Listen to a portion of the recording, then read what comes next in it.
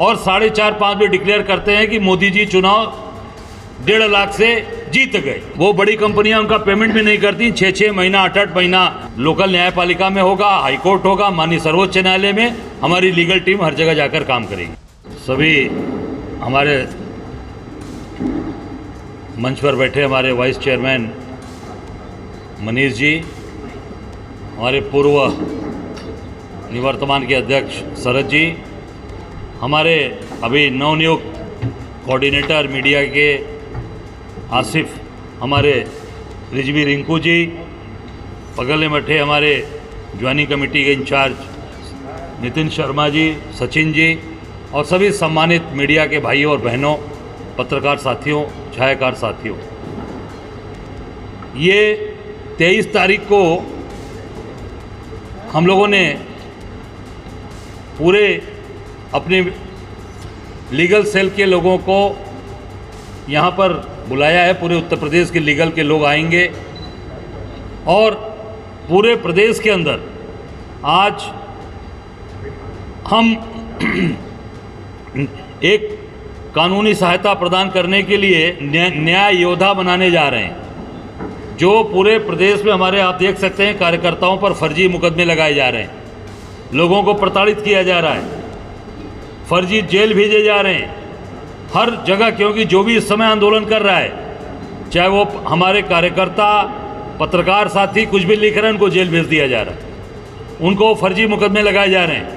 उसके लिए हम हर जिले में अपने मजबूत लीगल सेल की जो कानूनी सहायता प्राप्त करेंगे, उसमें न्याय योद्धा उनका नाम हम देने जा रहे हैं। और जो कांग्रेस कार्यकर्ताओं पर, महिलाओं पर, अनुसूचित जात, जनजाति और पिछड़ा वर्ग, अल्पसंख्यक, माइनॉरिटी के लोगों का अनावश्यक प्रावधान किया जा रहा है, पत्रकारों को परेशान किया जा रहा, अन्य लोगों को जो परेशान किया जा रहा है, उसके लिए ये हम पूरी तरीके से इसकी तैयारी करने जा रहे हैं, जिसकी पूरी कार्यशाला 23 तारीख को यहाँ पर माननीय हमारे प्रदेश के प्रभारी अविनाश पांडे जी और हम सब लोग पूरे प्रदेश के उसमें लीगल डिपार्टमेंट के और पूरे अधिवक्ता गण उसमें उपस्थित रहेंगे। और इसमें जो वोट चोरी हो रही है, वोट चोरी की भी लड़ाई ये हमारे न्याय योद्धा लड़ेंगे कि जहाँ पर भी वोट चोरी करके, जैसे बनारस में मोदी जी वोट चोरी करके सांसद बने, 7 राउंड तक हार रहे थे। 7 राउंड के बाद चुनाव आयोग ने अपने अधिकृत वेबसाइट को बंद कर दिया, मीडिया को बाहर कर दिया, सारे मीडिया पर्सन्स को बाहर कर दिया और 4.5-5 में डिक्लेयर करते हैं कि मोदी जी चुनाव 1.5 लाख से जीत गए। 543 सीट पर चुनाव होते हैं देश में, 542 का अपडेट आ रहा था हर राउंड का। बनारस का अपडेट क्यों बंद कर दिया गया? बनारस का अपडेट इसलिए बंद किया कि मोदी जी चुनाव हार रहे थे, आपने उठाया उस चीज को, उसके बाद आपको भी बाहर किया गया और आयोग ने अपनी वेबसाइट बंद कर दी और मोदी को 1.5 लाख से जीता हुआ दिखा दिया गया। यह सारी लड़ाइयों को लड़ने के लिए हम अपनी लीगल सेल को मजबूत कर रहे हैं, न्याय योद्धा बना रहे हैं, जिससे पूरे प्रदेश में हर जगह, हर जहां भी जो पीड़ित होगा इस सरकार के, उसके साथ हमारे न्याय योद्धा उसको खड़े मिलेंगे। जहां पर भी वोटर लिस्ट में गड़बड़ियां हैं, जहां पर भी कमियां हैं, उसका पूरी तरीके से पर्दाफाश करेंगे। जहां पर वोट काटे गए हैं उनको जुड़वाने के लिए नहीं, ये बहुत ही आपने ज्वलंत मुद्दे को उठाया है। पूरे प्रदेश के अंदर खाद जो मिलनी चाहिए किसानों को नहीं मिल रही, पूरी की पूरी खाद, यूरिया, ये नेपाल तस्करी हो रही है और सरकार इसमें भागीदार है। सरकार की भागीदारी की वजह से ये पूरे की पूरे खाद, यूरिया खाद नेपाल भेजी जा रही है। ये मेरा सीधा सीधा आरोप है सरकार पे। कांग्रेस पार्टी, हम अभी आज महामहिम को इस पे हम पत्र राज्यपाल को भेज रहे हैं और इस पे हम बहुत जल्द पूरे प्रदेश के अंदर बड़ा आंदोलन करने जा रहे हैं। हर जिले के अंदर एक बड़ा आंदोलन, हर जिला मुख्यालयों का घेराव होगा और जब तक किसान को न्याय नहीं मिलेगा तब तक वहाँ से हटेंगे नहीं। ज़बरदस्त तरीके से पूरे प्रदेश का घेराव हम करने जा रहे हैं। नौजवान बेबस है और सरकारें जो है कंपनियों को जो है अपना ठेका दे रही है और सारी कंपनियां कहीं के गुजरात अटैच है और फिर नौजवान बेबस होकर के नौकरियां जीत तो रही है मगर पैसा नहीं मिलता हमको, फिर जो है दर भटक रहे। नहीं, आपने बहुत वाजिब सवाल किया। ये जो सरकार नई नीति लेकर आई है, नई जो कानून बनाया इन्होंने, अब पहले सरकारी नौकरी जो थी तो उसके साथ एक एग्रीमेंट के साथ होता था कि भाई वो एग्रीमेंट पे रुक रहेंगे।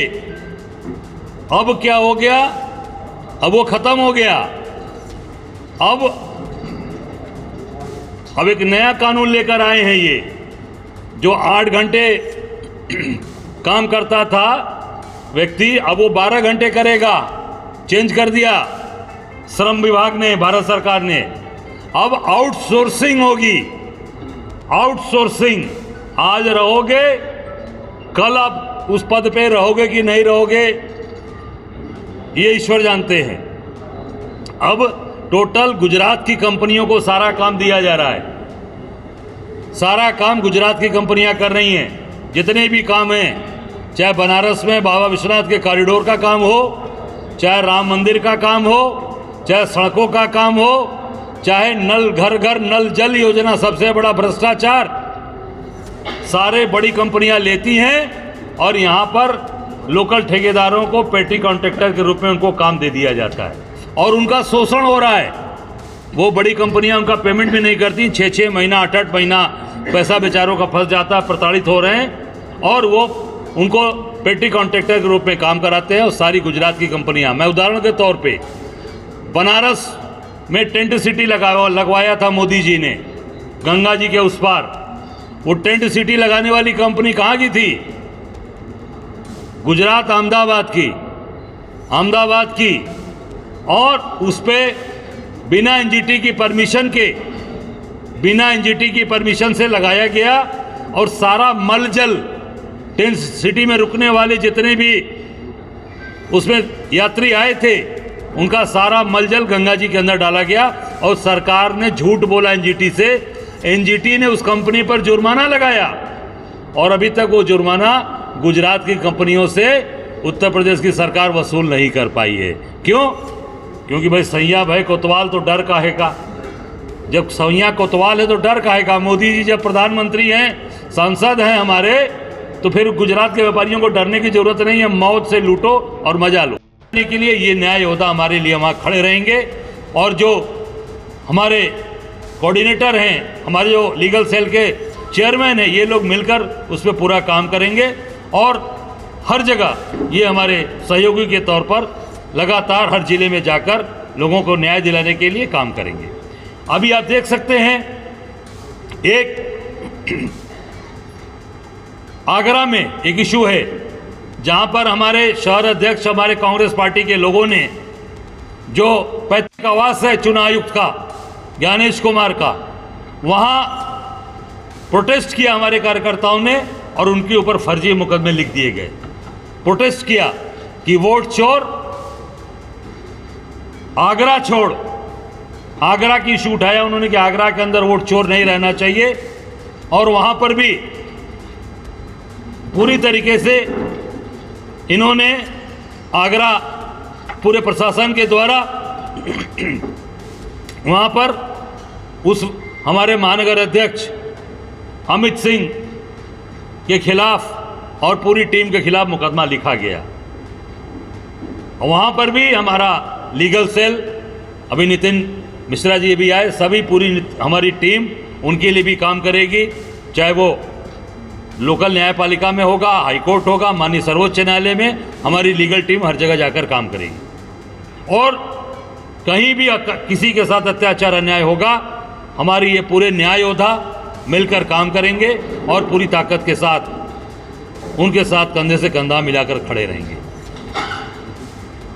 मैं अपने लीगल के चेयरमैन अभी आए हैं नितिन मिश्रा जी, मैं चाहूँगा कि जो आगे की जो पीछे अभी तैयारियां आपने की हैं उसके बारे में आप अवगत कराएं। फिर उसके बाद आसिफ रिजवी रिंकू जी जो हमारे कोऑर्डिनेटर हैं वो आसिफ रिजवी जी अपनी जो तैयारी करके लेकर आए हैं वो बता देंगे, और बाद में हमारे नितिन मिश्रा जी उस पर अपना प्रकाश डालेंगे और आपको अपनी बात को रखेंगे। देखिए, एक सवाल का जवाब मैं दे देता हूं। बनारस की जो वोट चोरी हुई है, वोट चोरी मैं आपको बता दूं कि जब सरकार में शामिल लोग, और मेरा सीधा सीधा आरोप है, सभी लोग ध्यान दे लें कि हमारे यहाँ उस समय तत्कालीन कमिश्नर हुआ करते थे कौशल राज शर्मा।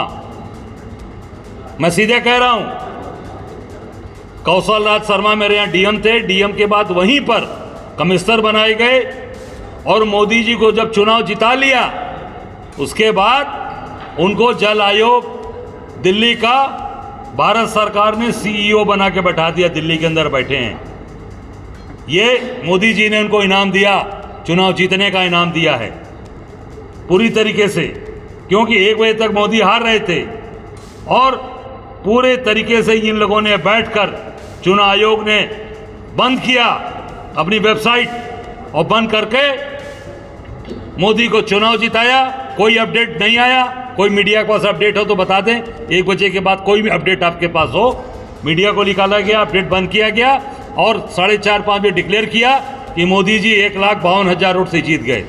उसमें मैं बता रहा हूं कि जो डीएम वहां रहा, कमिश्नर हुआ कौशल राज शर्मा, पूरी तरीके से उनको पारितोषिक इनाम मोदी जी ने दिल्ली में सीईओ बनाकर जल आयोग का दिया।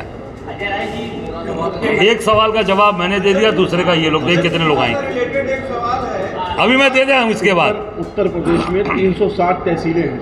प्रत्येक तहसील के अंदर हमारा न्याय योद्धा रहेगा, और महीने के पहले सैटरडे को कांग्रेस कार्यकर्ताओं से बैठक करके वो जो भी लीगल हेल्प चाहिए उनको देंगे। जहाँ पर 500 लोग अधिवक्ता चयनित हैं, वो यहाँ पर आएंगे, जिनको हम आगे कर कार्यशाला में उनको बताएंगे किस तरह से उनको आगे लीगल लड़ाई को हमारे कांग्रेस कार्यकर्ताओं की मदद करनी है। मुख्यमंत्री का एक जवाब आया है, उस पर आपका क्या कहना बता दिएगा। कह रहे पहले मुगलों ने लूटा देश को, फिर अंग्रेजों ने तबाह किया, और जो कुछ बचा रह गया था वो कांग्रेस और समाजवादी पार्टी ने तबाही का नया मंत्र पैदा करके देश और प्रदेश के सामने पहचान का संकट हुआ। क्या कहेंगे? अब देश को संघियों ने लूट रहे हैं, संघी लूट रहे हैं, संघ वाले लूट रहे हैं पूरे देश को, और योगी जी झूठ बोल रहे हैं सरासर। अरे 89 के बाद से तो कांग्रेस सत्ता में ही नहीं है। 89 के बाद हम सत्ता में कहाँ हैं? और भाजपा के कई बार सरकार बनी, कल्याण सिंह जी बने, रामप्रकाश गुप्ता जी बने, राजनाथ सिंह जी बने, इसका मतलब ये, और अभी योगी जी बने हुए हैं, लगातार लूट रहे हैं। सारा का लूट का माल कहाँ जा रहा है? सब गुजरात जा रहा है। सारा का सारा माल लूट करके ले जा रहे हैं, और आज संघ वाले लूट रहे हैं। हम तो शासन सत्ता में ही नहीं है। हमने दिया उत्तर प्रदेश को, चीनी मिलें किसने लगवाई, कताई मिलें किसने लगवाई, बनारस को साड़ी का हब किसने बनवाया, भदोही को कालीन नगरी किसने बनाया। ये बेच रहे हैं। वहाँ कालीन नगरी की भी कताई कारखाने को बेच दिया, जो रंगाई वाली फैक्ट्री थी उसको भी बेच दिया, सारे के सारे गन्ना मिल बेच दिया। इन्हीं के सहयोगी मायावती जी ने लगभग सारी गन्ना मिलें बेच डाली, और भाजपा के सहयोग से बेची। भाजपा के सहयोगी थी मायावती जी। पूरी तरीके से मिलकर इन लोगों ने पूरे उत्तर प्रदेश को लूटा, और अब गुजरात के लोग दोनों हाथ से लूटकर यहाँ से सारा माल उत्तर प्रदेश का ले जा रहे हैं।